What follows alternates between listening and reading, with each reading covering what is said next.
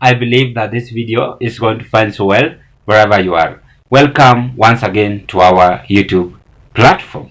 Now, cracking the whip. President Ruto is now urgently cracking his whip in order to meet with the Gen Z tomorrow at 5 and 2. But unfortunately, his effort seems to bear any fruit, as Gen Zs have rejected this meeting in Twitter. Allow me just to flash back things which took place today in the country. Ruto held a meeting in State House with the cabinet secretary in the country, and unfortunately we are seeing looming reshuffle from the cabinet in the cabinet doctrine, and Kenyans are not interested on the reshuffle but demanding to a term dissolve, and that is their term which they want president to use. Therefore, let me just read how the cabinet secretary discriminated the Gen Z demonstration, and they were somehow happy, chest thumping, and even not having that compassionate heart to those who lost their life in demonstration. They care less. Imagine they care less. Cabinet commends security officers for acting professionally during finance bill protests.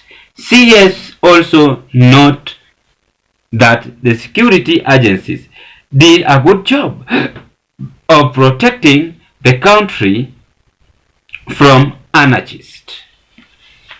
Imagine, that is the remarks from cabinet. Anarchist. Underline that.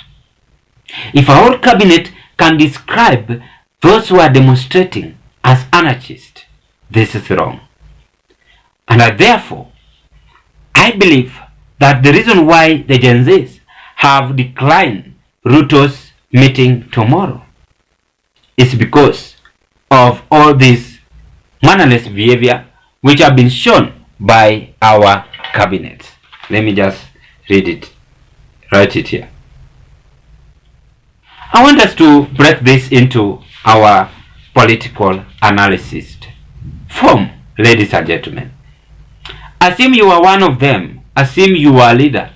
Assume you are cabinet secretary. Number one, I have observed that these cabinets were not expecting this meeting.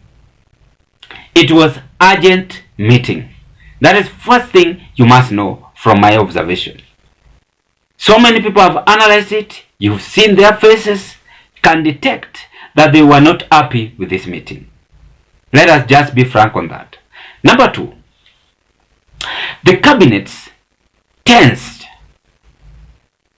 and they were somehow begging the current head of state not to reshuffle them. The reason why I'm saying this is because cabinets are describing Gen Zs as anarchists, which has ever happened in the Republic of Kenya. They have shown lack of respect, number one.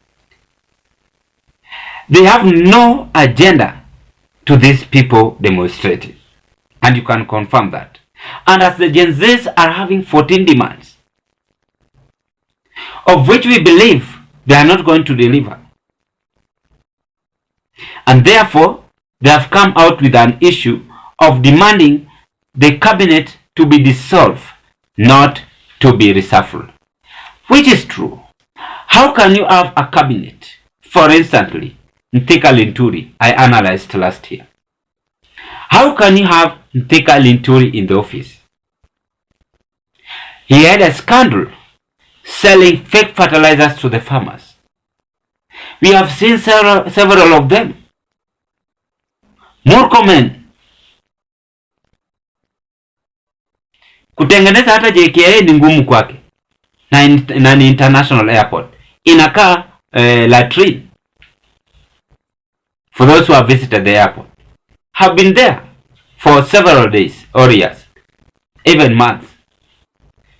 You will be shocked. Larry Madowo also exposed it. Maji imejaa. So many people exposed it, and some people were saying they would rather use Wilson Airport rather than using JKA, and that is international airport. So these are the factors affecting our country,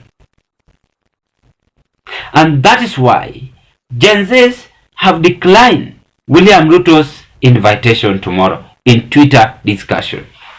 How can I put this? Or how can I challenge both sides? Because, number one, I also want to appreciate our security officers. But there are only some of them who uses force, the truth of the matter, and reach to an extent of even killing the innocent protester with the name of accusing them that they were goons, yet the government adds their own goons, which is wrong. Therefore, William Ruto, you have shown a great thing. Actually, I'm very much impressed because you finally listened to my plea. Ladies and gentlemen, if I'm not wrong, in this platform, I keep on saying Ruto must meet these people. Ruto, you should meet these people. Unfortunately, let's wait tomorrow if they are going to meet them. To my fellow brothers and sisters, there is no time. The time is tomorrow. Forget about those who are telling you that Ruto have bought his own Genz. Forget about all those. Storm that Twitter. Come into large numbers. Ask him several questions. Any question that you demand. Because if you are going to be afraid to ask him, he's going to take advantage. He's going to say he held a meeting na mukuenda. That is the great advice I can give you. In fact, even me tomorrow I'll struggle and reach there. I'm not cheating you. And ask him, what have we done to the people? Positively, which can be recommended. When you ask him such kind of tough question, he's going to hide his face. And it's no longer going to answer them. But our president can ask you you can ask him a lot of questions and he's answering. So that is what you should do. Mwingie muulize maswali. Musimwogope. He's also a human being. What differs is that he's the president. Whether you like it or not. Whether we like it or not. But you must ask him questions. Step by step. And I like our Genz. They are so perfect and clever. You cannot cheat them. And if it is so that Ruto's administration have bought some of his own Genz, that is wrong. That is wrong. You must be honest to the people. You must be honest to the people. Remember the people whom you are going to address, my beloved brother. They are people who have passed in troubles. They have passed in sad news. Some even lost their life. So this is not something which we should create a joke on. It is a serious thing. In fact, if it was good, you could have called them even in State House and discussed with them several things. So there's bad news coming here, as cabinet secretaries are calling Genz anarchists, and they are very impressed on police force brutality which was used during demonstration. I want to condemn the cabinet secretaries to stop this mannerless behavior and be subjected to the people in the country. That is what I can say. As much as you are commending the police officers, you must know that your sons and daughters were also in that demonstration.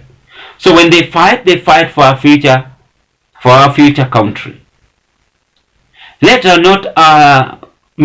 not be deceived by the words which is circulating in social media, and focus to this our country. I want to appreciate the Gen Zs for their effort, and let's meet tomorrow. Ladies and gentlemen, that is what I had to share with you at this point. I wish you all the best, and thank you so much for making this channel to grow. Then in conclusion, on describing Gen Zs as anarchist, the cabinets are also unapologetic, so they must also apologize on doing that. Let's hope they are going to apologize. You must also apologize, because there is no permanent situation in this life. Thank you, and thank you so much.